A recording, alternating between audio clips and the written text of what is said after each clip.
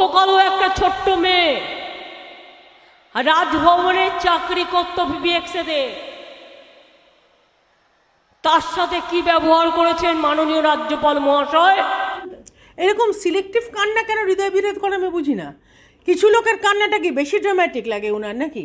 এই যে সন্দেশখালী যে মহিলারা, শুধু সন্দেশখালী নয়, আমরা বারবার সন্দেশখালী করি ঠিকই, কিন্তু বহু জায়গা থেকে আমাদের কিছুদিন আগে যদ্দূর আমার মনে হচ্ছে উলুবেড়িয়া থেকে খবর এসেছিল, থেকে খবর এসেছিল, নর্থ বেঙ্গল থেকে খবর এসেছিল, বহু জায়গায় কিন্তু ওরা বলছে যে মহিলারা চোখের জল ফেলে, এমন করে তাদের তৃণমূলের নেতারা তাদের সঙ্গে ব্যবহার করে, তাদের অ্যাডভান্টেজ নেয়, তাদের ব্যবহার করা হয়। তো সেখানে মুখ্যমন্ত্রীর একমাত্র এই একটা মেয়ের কথা চোখের জলে একেবারে উনার হৃদয় দিগ্ধ হয়ে গেল। আর উনি কী ধরনের আক্রমণ করছেন রাজ্যপালকে, কি ভাষায় উনি আক্রমণ করছে, কি দাঁত মারি, কী সব, এইসব আমার ভাষায় কুলোবে না, এসব আমি রিপিট করতে রাজি নই। একটা কনস্টিটিউশনাল হেডকে নিয়ে সে যদি খারাপ কাজ করেও থাকে, আমি জানি না কি হয়েছে, আমি কোনো দিকে সাইড নিতে রাজি নই, তাহলে তুমি রাষ্ট্রপতিকে চিঠি লেখো। আমি বলে দিচ্ছি, রাষ্ট্রপতিকে চিঠি লেখো, রাষ্ট্রপতিকে বলো যে তোমরা সরিয়ে নাও। তোমার তো এর আগে দুটো রাজ্যপাল পছন্দ হয়নি, এমন চেঁচামেচি করলে উঠা লিজিয়ে তো আমাদের কেন্দ্রীয় সরকার তো কথা শুনে একদম উঠিয়ে নিল, উপরাষ্ট্রপতি করে দিল। তো এনাকেও যদি সরাতে বলে তাহলে ব্যবস্থা করবে কেন্দ্রীয় সরকার। ইলেকশনের মধ্যে হচ্ছে না, এটা খুব ভুল টাইমিং করলো ওরা ভেবেছিল প্রধানমন্ত্রীকে এম্বারেস করবে। প্রধানমন্ত্রী এসবের ঊর্ধ্বে, যেখানে ওই বারবার মুখ্যমন্ত্রী বলছে তো যে প্রধানমন্ত্রী যখন ঢুকছিল তখন কেন আপনার লোকজন কিছু বলেনি, প্রধানমন্ত্রী এইসবের ঊর্ধ্বে। আর আপনি মা বোনেদের নিয়ে কথা বলেন, আপনার লজ্জা নেই? আপনার তো দাঁতের পাটিটাই খুলে যাওয়া উচিত মিথ্যে কথা বলার জন্য, মারি থাকা উচিত না দাঁতের। কার দাঁত কার মারি, প্রধানমন্ত্রী না রাজ্যপালের? আমি এটাই বুঝতে পারলাম না। ওনার দাঁতটা ঠিক আছে তো? ওনার মুখের মধ্যে যা বেরোয়, আমার তো মাঝে মাঝে মনে হয় মুখ থেকে যা বেরোয়, মুখের মধ্যে স্ট্রাকচারটা একটু ডেন্টিস্ট দিয়ে দেখানো দরকার।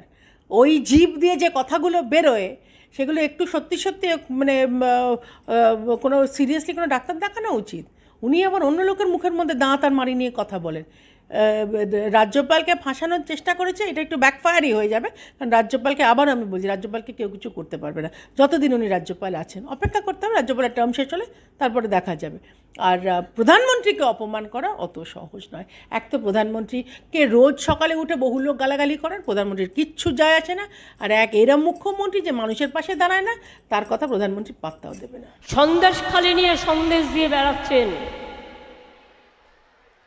আমি সন্দেশখালিতে এমন কোনো ঘটনা ঘটতে দিইনি। ওদের জমি জমা নিয়ে কিছু প্রবলেম ছিল, আমরা এই অফিসার পাঠিয়ে সেগুলোকে সলভ করে দিয়েছি। যে সন্দেশখালিতে নাকি কিছু জমি নিয়ে সমস্যা হয়েছিল, জমি নাকি ওনার লোক ফেরত দিয়েছে। কী জমি ফেরত দিয়েছে?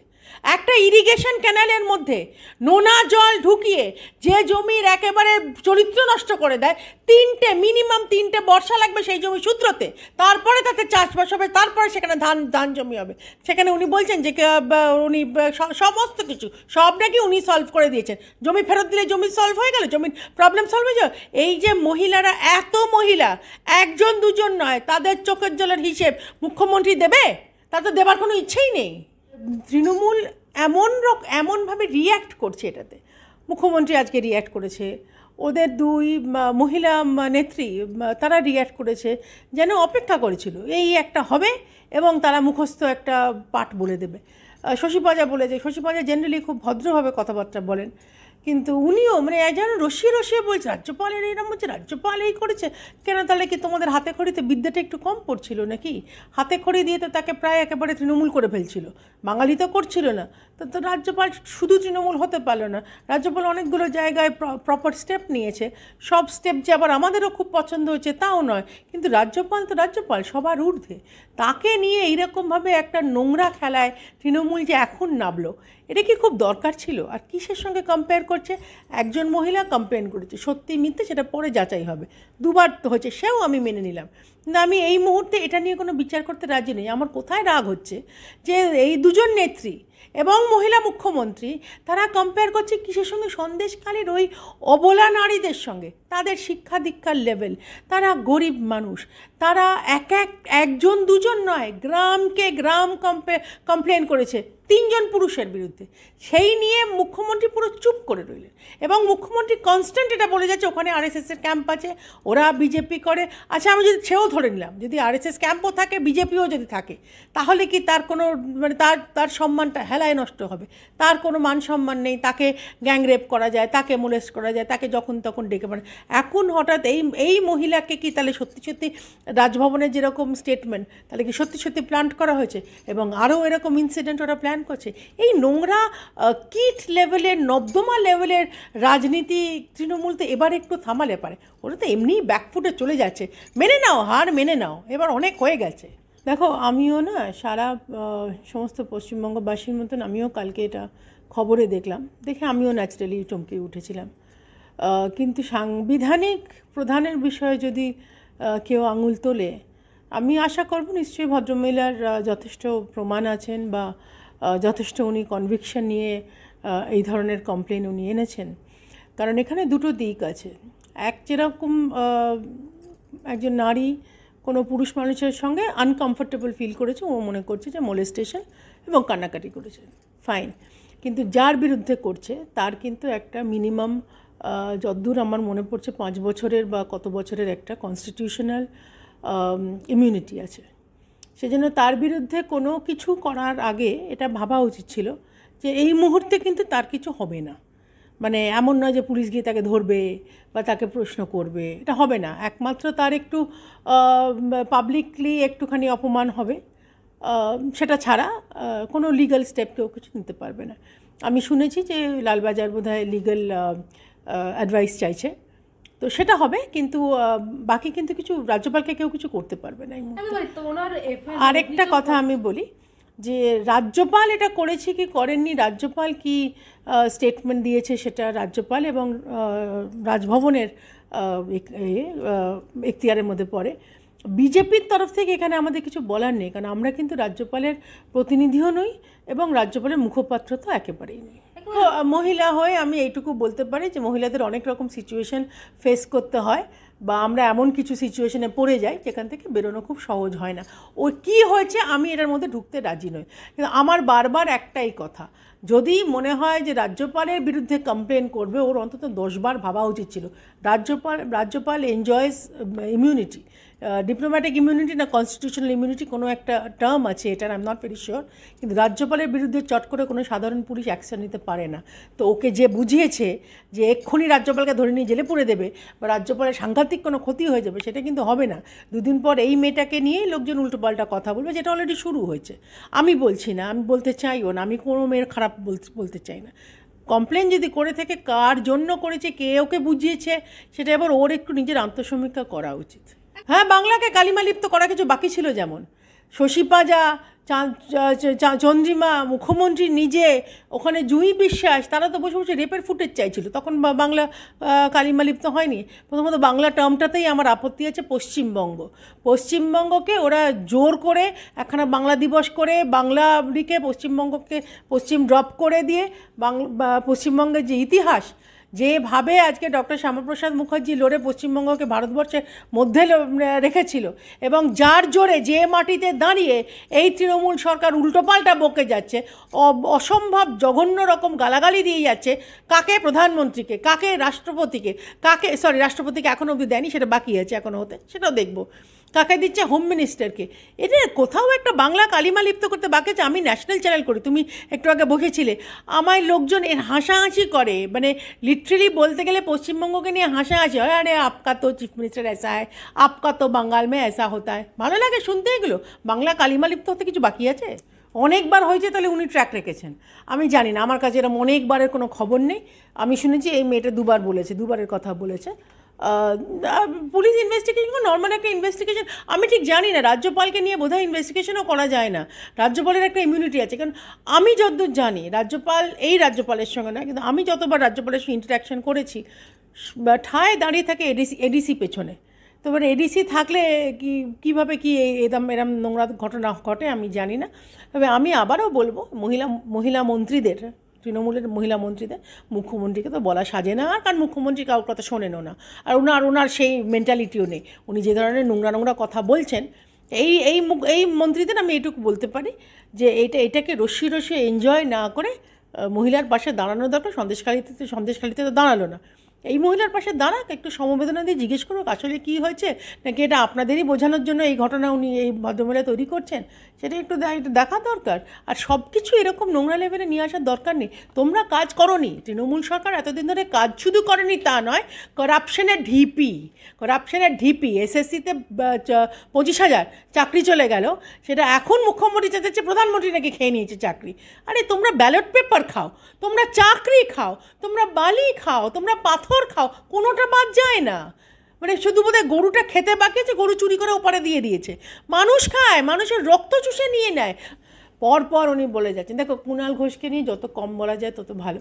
কুণাল ঘোষ এমন অসভ্য অ্যারোগেন্ট একটা লোক, যে ধরনের কথা উনি মাননীয় লিডার অফ অপোজিশনকে বলেন, মাথায় বিকৃতি আছে, বিয়ে করতে ইচ্ছে করছে, হদল কুতকুত চেহারা, তার মানসিক বিকৃতি হয়নি, কি মানসিকভাবে উনি বড় হননি, বা অনেক মানে এগুলো, এই ভাষাগুলো আমার সাথে রিপিট করতে ইচ্ছে করে না। উনি প্রধানমন্ত্রীকে নিয়ে উল্টোপাল্টা কথা বলেন, উনি হোম মিনিস্টারকে নিয়ে উল্টোপাল্টা কথা বলেন, উনি দিলীপ দাকে নিয়ে উল্টোপাল্টা কথা বলেন, কুণাল ঘোষ মাননীয় রাজ্য সভাপতিকে নিয়ে উল্টোপাল্টা কথা বলেন, এবং সবচেয়ে বড় তার ট্র্যাক রেকর্ড হচ্ছে উনি স্বয়ং মুখ্যমন্ত্রীকে নিয়ে উল্টোপাল্টা কথা বলেছেন। জেল থেকে যখন জেলের গাড়িগুলো মানে জেলের গাড়ি ওকে নিয়ে যখন কোর্ট অব্দি যেতেও আসতো, আমরা খুব মন দিয়ে দেখতাম, আমার মনে আছে, মুখময় দাড়ি, এতটা চুল, এবং কুণাল ঘোষ চিৎকার করে যাচ্ছে সারদার সব কিছু মমতা জানে, যে মমতা ব্যানার্জিকেই গালাগালি দিত, সে আবার ওই পার্টিরই কি চিফ স্পোক্সপারসন হয়ে গেল, এবং সর্বভারতীয়, ওদের তো সর্বভারতীয় ছাড়া কোনো কথা হয় না, সর্বভারতের কিছুই তাদের নেই, তাদের নাকি রাজ্য সম্পাদক ছিল, কি ছিল আমি জানি না, আমি খুব একটা ট্র্যাকও রাখি না। সে এখন যে মুহূর্তে তার ওই দুটো ট্যাগ পড়ে গেল, সঙ্গে সঙ্গে সেই পার্টিরই গালাগালি দিতে শুরু করছে। এবং গালাগালি দিচ্ছে মানে কি, এই যে কথাগুলো যে বলছে, এগুলো তো শুধু সুমনের বা এবিপি আনন্দের বা আমাদের অডিয়েন্সের শোনার কথা নয়। তুমি যদি অ্যাকচুয়ালি জানতে, বা এখনও যদি তোমার মনে করো, তুমি তাহলে সিবিআইকে জানাচ্ছ না কেন? এবং এই কথাগুলো তো পাবলিক মিডিয়ামে চলে এসছে। মুখ্যমন্ত্রী কী করছে? এই যে দাঁত আর মাড়ি নিয়ে কথা বলছে, যে উনি তাহলে দাঁত আর মাড়ি দিয়ে এই কথাগুলো বের করুক, উনি এটার উত্তর দিক, সিবিআইকে তাহলে জানানো হোক, তাহলে ওনারা সব জানতেন। সেটা আমরা তো প্রথম থেকে বলছি, মুখ্যমন্ত্রী সব জানতো। আজকে মুখ্যমন্ত্রীর অনুপ্রেরণা ছাড়া পশ্চিমবঙ্গে একটা পাতা নড়ে না। ঠিক এই কথা কুণাল ঘোষ কালকে বলেছে, এবং ও 3টে কথা পরপর বলেছে। আইপ্যাকের নিয়ে একটা বড়, আজকে বোধহয় সকালবেলা একটা কথা বলেছে, হ্যাঁ, এবং আইপ্যাক বলেছে যে আইপ্যাকের যে লোক, সে নাকি ওর পোস্টটা নিলেই পারে, কারণ আইপ্যাকে অ্যাকচুয়ালি চালাচ্ছে।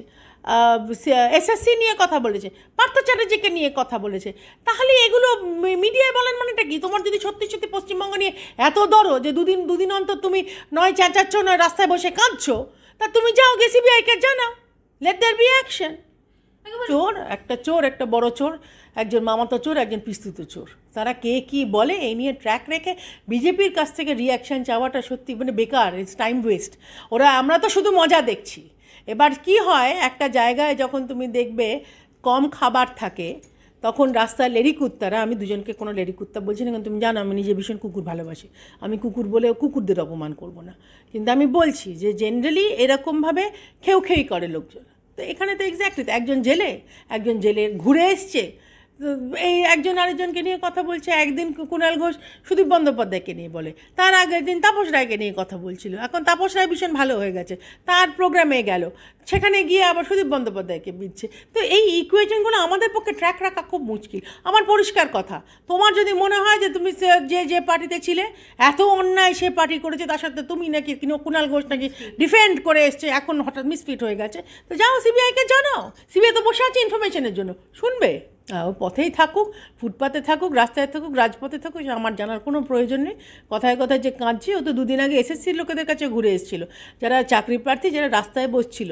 তাহলে তুমি কি করতে ঘুরে এলে? সেখানেও তাহলে নাটক করে এসছো। তো তুমি যখন জানতে যে তোমার এই চাকরিগুলো অন্য লোকে খেয়ে গেছে এবং কোথাও কোনো সলিউশন হবার নেই, তাহলে কী করতে গেছিলো কুণাল ঘোষ? কুণাল ঘোষ তো কোথাও কোনো রকম কোনো স্টেবিলিটি বলবো না, ওর intention is never clear. Suvendu Adhikari Kunal ঘোষের সার্টিফিকেটের জন্য বসে নেই।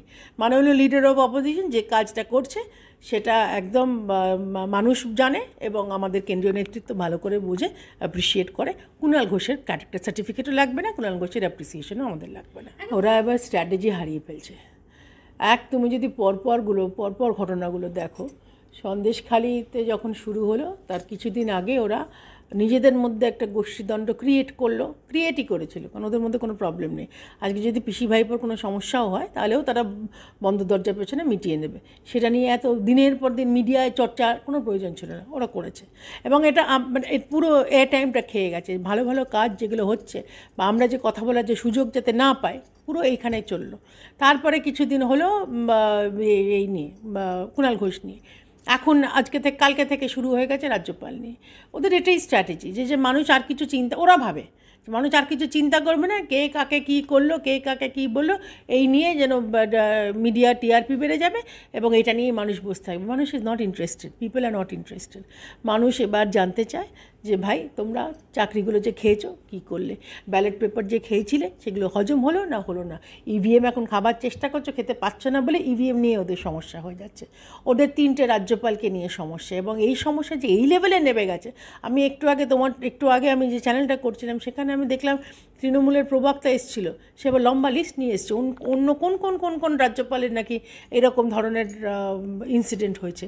দেখো আমি এগুলো জানি না, আমি বলতে পারবো না যে পুরুষ মানুষের ট্র্যাক রেকর্ড রাখা আমার পক্ষে সম্ভব নয়। তো তৃণমূল রাখছে, তার মানে এটা প্ল্যান করেছে। একদম রাতারাতি এতগুলো ডেটা বের করে ফেলেছে, এগুলো প্ল্যান করছে যাতে মানুষের নজরটা ঘুরে যায়।